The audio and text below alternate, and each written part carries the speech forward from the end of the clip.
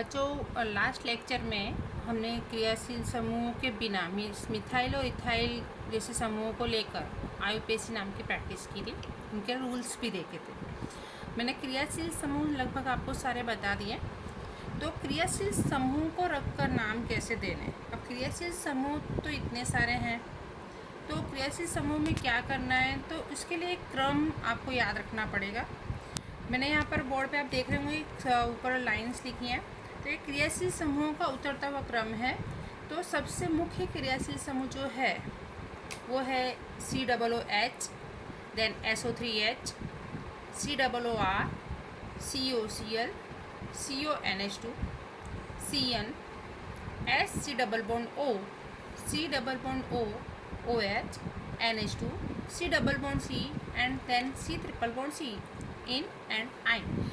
तो ये क्रम उतरता क्रम है। उसका उतरता क्रम का मतलब क्या, जब आप नाम देते हो तो इनमें से अगर दो क्रियाशील समूह उपस्थित हैं, सपोज COOH है और दूसरी जगह NH2 है, तो अगर COOH पहले है तो क्रमांक हम इस तरह देते हैं कि COOH समूह को क्या मिलेगा, लघुत्तम क्रमांक मिलेगा। या SO3H पहले है और OH बाद में है तो इसको लघुत्तम क्रमांक दिया जाएगा।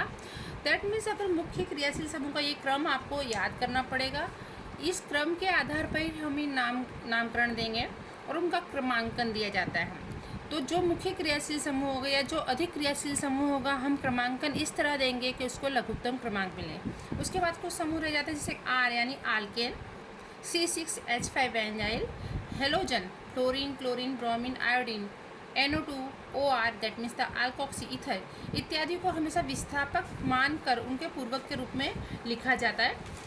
इसमें क्या किया जाता है कि यदि दो समूह जैसे कि अगर कीटोन और अल्कोहल दोनों समूह एक साथ उपस्थित हो तो उसका नाम हाइड्रोक्सी अल्केनोन दिया जाता है, क्योंकि अग्रितमा के क्रम में आप देखेंगे तो कीटोन पहले है और हाइड्रोक्सी समूह बाद में है। अगर दोनों साथ में है तो इसका नाम दिया जाएगा हाइड्रोक्सी अल्केनोन। दैट मीन्स कीटोन को मुख्य श्रृंखला में रखा जाएगा और उसको विस्थापित समूह में रखा जाएगा।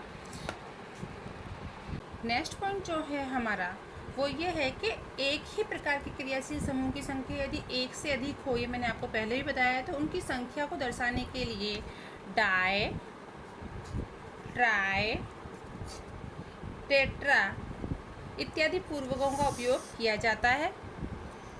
जैसे कि अगर हम देखें यहाँ पर CH2 OH, CH2 OH, तो यहाँ क्या होगा बेटा, ये है आपका एक और एक दो कार्बन है, देयरफॉर ये हो गया आपका ईथेन। अब दोनों OH समूह हैं, OH यानी अल्कोहल, अल्कोहल का प्रत्यय होता है ओल, तो इसका नाम हो जाएगा ईथेन 1,2 डायोल।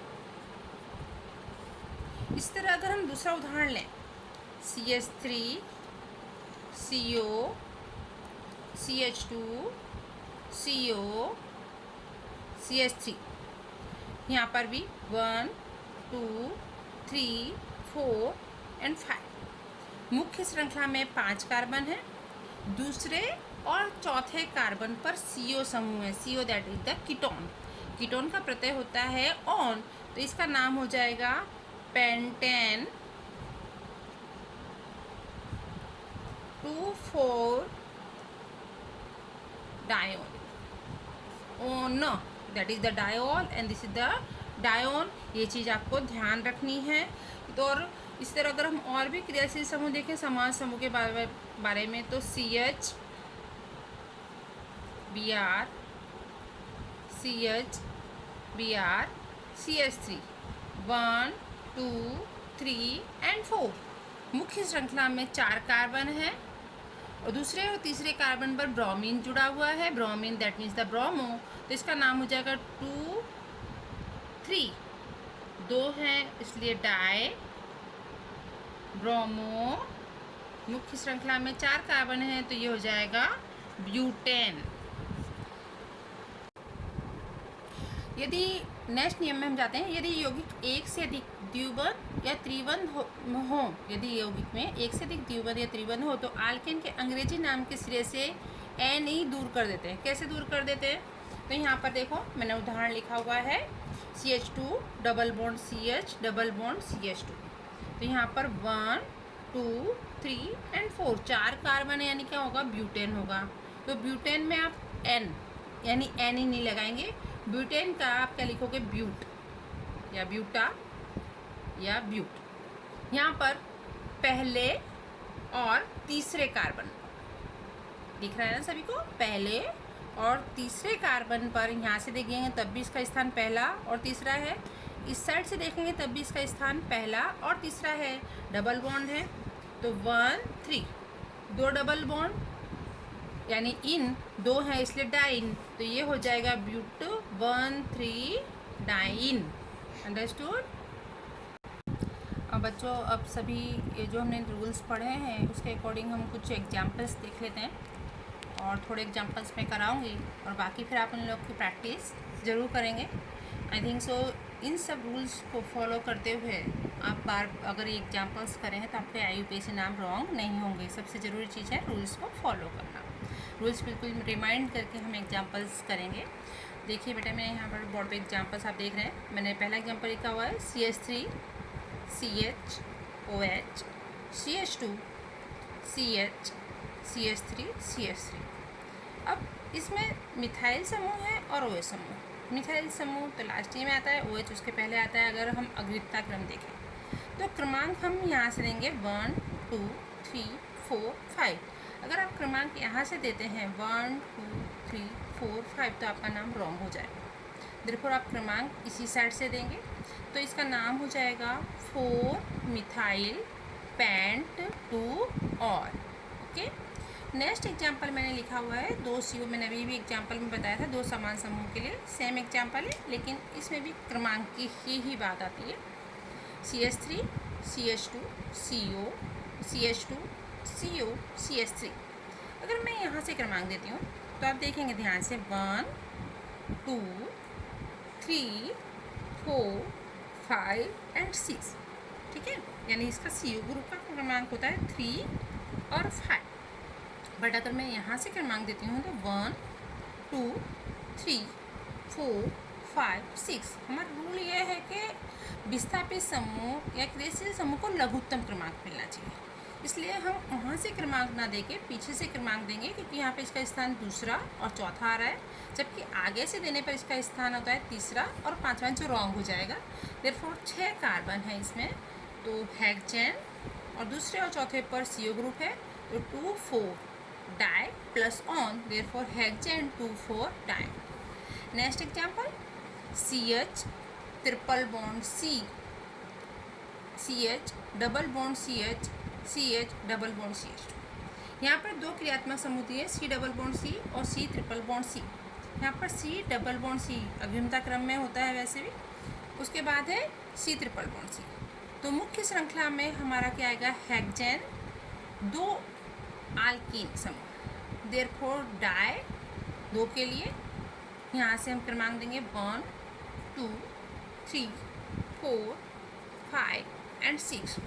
हेक्सा 1 3 डाइन और 5वें स्थान पर ट्रिपल बॉन्ड है, इसलिए उसको हम लिखेंगे 5 आइन।